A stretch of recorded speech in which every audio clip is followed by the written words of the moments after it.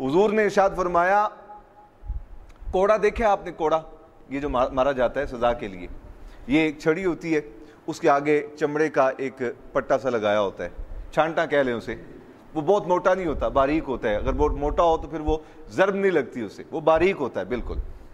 فرمایا جنت میں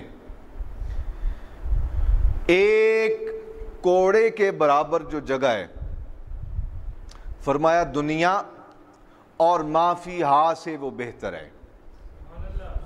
اس دنیا اور اس دنیا میں جتنی نعمتیں ہیں، فرمایا جنت میں ایک کوڑے کے برابر جو جگہ ہے وہ دنیا اور دنیا کے اندر جو کچھ ہے اس سے بہتر ہے، افضل ہے، اعلیٰ ہے۔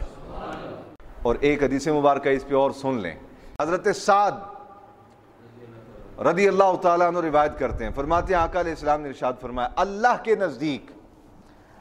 کے نزدیک اس دنیا کی اور جو کچھ اس دنیا میں ہے، یہ جتنی نعمتیں، انبیاء اور رسول عظام مراد نہیں، حضرت سعد فرماتے ہیں اللہ کے نزدیک اس دنیا کی حیثیت اگر ذرا سی بھی ہوتی نا تو فرمایا اللہ اپنے منکروں کو، حضور نے ارشاد فرمایا ہے اپنے منکروں کو اس میں ایک گھونٹ پانی بھی عطا نہ فرماتا۔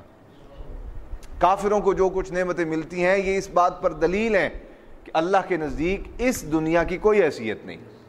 اور نبی پاک صلی اللہ علیہ وسلم کی حدیث مبارکہ آپ سنیں دوبارہ، فرمایا کوڑے کے برابر جو جگہ ہے نا، کوڑے کے برابر، فرمایا جنت میں دنیا و ما فیہا سے بہتر ہے۔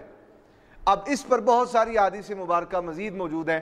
آقا علیہ السلام نے ارشاد فرمایا، یہ ہمارا خلاصہ کلام ہے، اور جو دو حدیث میں نے پیچھے بیان کی ان کو سمجھ کے پھر اس کے بعد کی تیسری حدیث مبارکہ سمجھیں۔